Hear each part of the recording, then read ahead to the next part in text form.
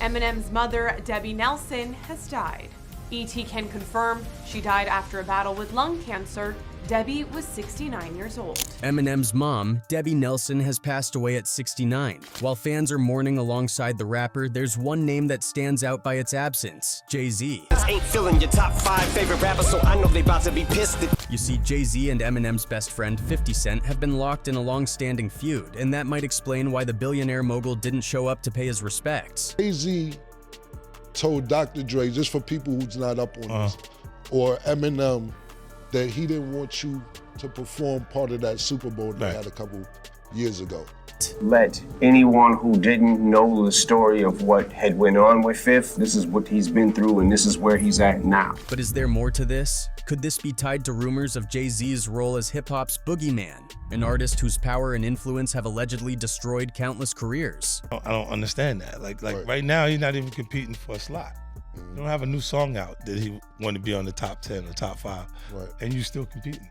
And what about Eminem? Known for producing hits and uplifting other artists, he's the polar opposite of what Jay-Z represents. Could Debbie's passing have reignited a decades-long rivalry between two of hip-hop's most powerful figures? This to me is a mystery. How rappers I've already ripped could be higher up on a list than me. Let's dive into the connections between Eminem's loss, 50 Cent's loyalty, and the surprising reasons Jay-Z might not attend the funeral. Debbie Nelson passed away at the age of 69, reportedly after years of battling health issues. Eminem's mother, Debbie Nelson, has died. ET can confirm she died after a battle with lung cancer. Debbie was 69 years old. The death was confirmed by Dennis Dennehy, a longtime representative for Eminem. He did not say where she died or cite a cause. In addition to Eminem, Miss Nelson's survivors include another son, Nathan Mathers, and several grandchildren. She was married and divorced at least twice. For years, she ran a taxi service in St. Joseph, Mo, where she lived with her last husband, John Briggs. But what caught everyone off guard was Eminem's silence. No public statements, no heartfelt posts, nothing. After years of public feuding with his mom, fans wondered if reconciliation ever truly happened, or if some wounds are simply too deep to heal. But maybe the answer lies in Eminem's priorities. When it comes to loyalty, Eminem has always been laser-focused. And while his silence on his mom's death speaks volumes, his actions with his closest allies show exactly where his heart lies. Eminem called directly for 50. And he said, That's his guy. He said, I can't do it if I can't bring 50 up. But that's his guy. That was beautiful. And guess who's Dre's guy? And right now, Eminem's loyalty to 50 Cent is taking center stage in one of hip-hop's most heated rivalries. Recently, 50 Cent revealed that Jay-Z tried to stop him from performing at the Super Bowl, reigniting a feud that has simmered for years. In 2018, it was rumored that Jay-Z, who serves as the NFL's live music and entertainment strategist, had prevented 50 Cent from performing at the halftime show. The rumors began when 50 Cent himself took to Instagram to express his disappointment that he had not been invited to perform at the Super Bowl halftime show. In a now-deleted post, he wrote, "Man, I just realized I'm not playing the Super Bowl. You know, I didn't even think to check." The post was met with a mix of confusion and support from fans, who wondered why 50 Cent had not been invited to perform and speculated about whether there was some sort of behind-the-scenes drama preventing him from taking the stage. Some suggested that Jay-Z might have had a hand in the decision. This belief was fueled by comments made by Jay-Z in the past, in which he had criticized the NFL's handling of former quarterback Colin Kaepernick's protests against police brutality and racial injustice. Kaepernick's protests had led to his blacklisting from the NFL and a subsequent backlash from fans and supporters. It was speculated that Jay-Z, who had aligned himself with Kaepernick and publicly refused to perform at the Super Bowl in solidarity, had excluded 50 Cent from the halftime show due to the rapper's vocal support of Donald Trump, who had been at odds with Kaepernick and the NFL over the protests. 50 Cent had been open about his desire to perform at the Super Bowl, and it was clear that he felt left out of one of the biggest stages in music.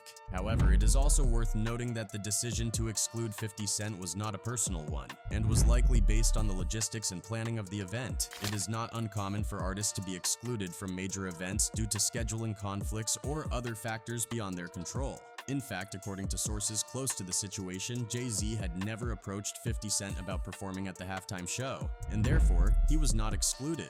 In fact, the halftime show was already fully booked by the time 50 Cent expressed his desire to to perform, and there simply wasn't any room left for him. In 2022, there were fresh rumors that Jay-Z had tried to prevent 50 Cent from performing at the Super Bowl halftime show yet again.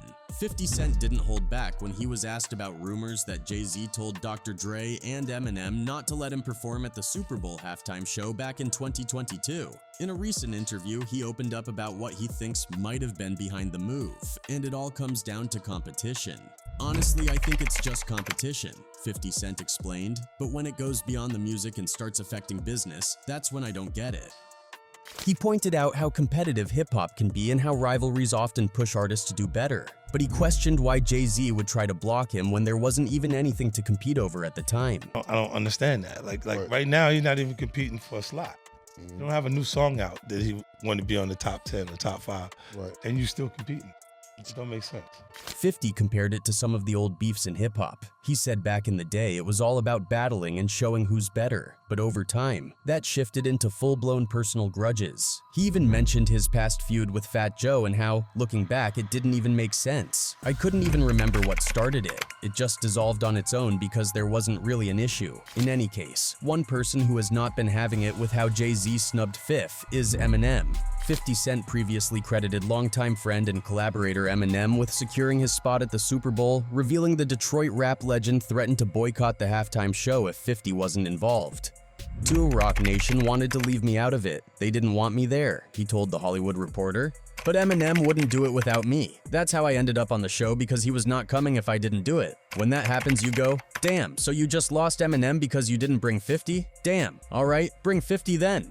But if it was up to them, they would not have me there. He added, I'm the surprise. I'm not on the bill at all, but they couldn't get M to do it without me. Eminem and 50 Cent have a bond that goes beyond music.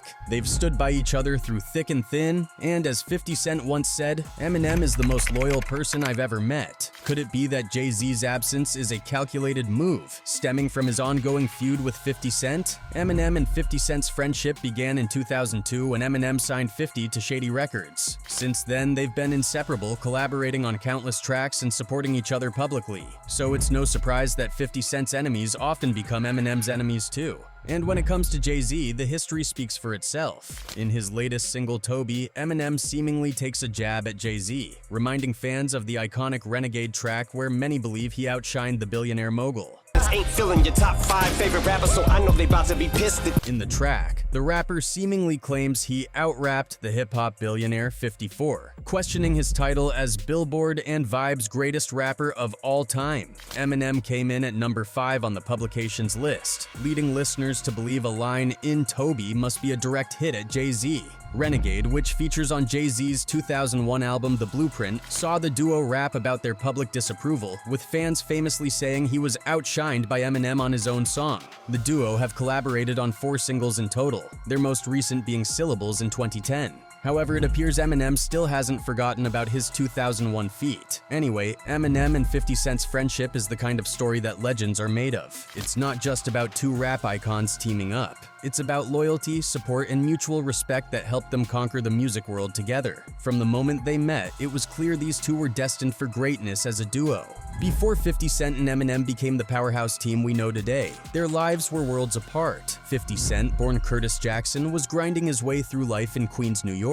By 2000, he had survived being shot 9 times and was making waves in the underground rap scene. But despite his talent, no label wanted to touch him. His reputation as a troublemaker, coupled with his controversial track How to Rob, where he jokingly threatened to rob music industry heavyweights, made him untouchable to record executives. Crook with a deal, if my record don't sell, I'ma rob and steal. If that wasn't enough, 50 was already embroiled in a beef with Ja Rule, a feud that would later escalate into one of the most infamous rivalries in hip-hop history. In the meantime, 50 was trying to stay afloat by recording mixtapes with his crew and DJ Woo Kid. Meanwhile, Eminem, who had skyrocketed to fame with the Slim Shady LP and the Marshall Mathers LP, was a global superstar by 2000. His raw lyrics and relentless hustle earned him a place in the industry as one of the greatest rappers of all time. But despite his massive success, Eminem was someone who understood struggle, making him uniquely equipped to spot raw talent when he saw it.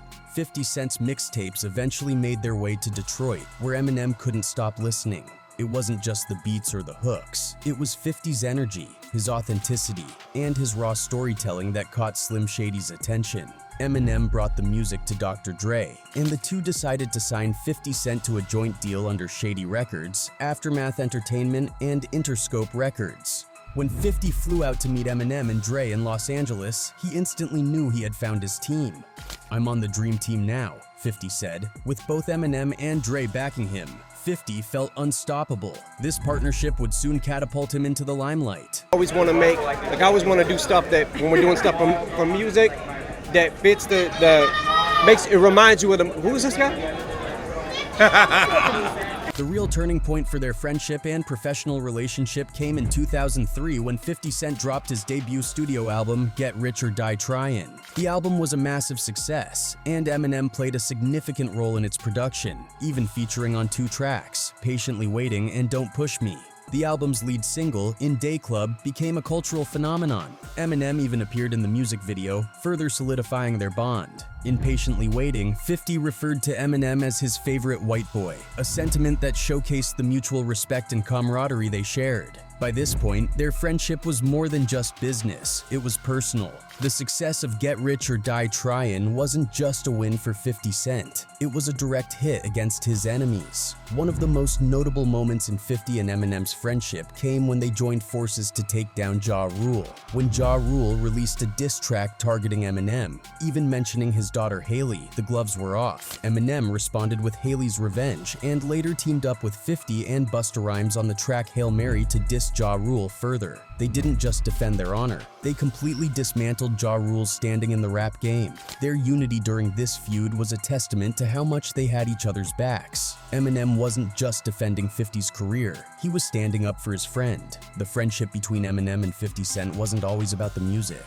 Eminem faced personal struggles during the mid-2000s, particularly with substance abuse. During this time, 50 Cent remained supportive, never turning his back on Slim Shady. In interviews, 50 often spoke about the respect he had for Eminem, not just as an artist but as a person. He admired how Eminem had fought his way to the top despite all odds, and continued to root for him through his battles with addiction. Recovery is probably one of the best things that's ever happened to me. I'm able to see things clear, I'm able to remember things. I mean, this is how I decided that I want to live my life. On the flip side, Eminem has always been vocal about his gratitude toward 50 Cent. He credits 50 not only for being a loyal friend, but also for pushing him creatively. Their chemistry, both in and out of the studio, is what makes their partnership so unique. Anyway, why might Jay-Z skip Debbie Nelson's funeral? Could it be just a scheduling conflict, or is there something more at play? Perhaps deeper, unresolved tensions within the hip-hop community? Some fans believe it's a calculated move by Jay-Z to avoid public scrutiny, while others see it as another chapter in the ongoing feud between him, 50 Cent, and Eminem. As Eminem says goodbye to his mother, one thing is clear: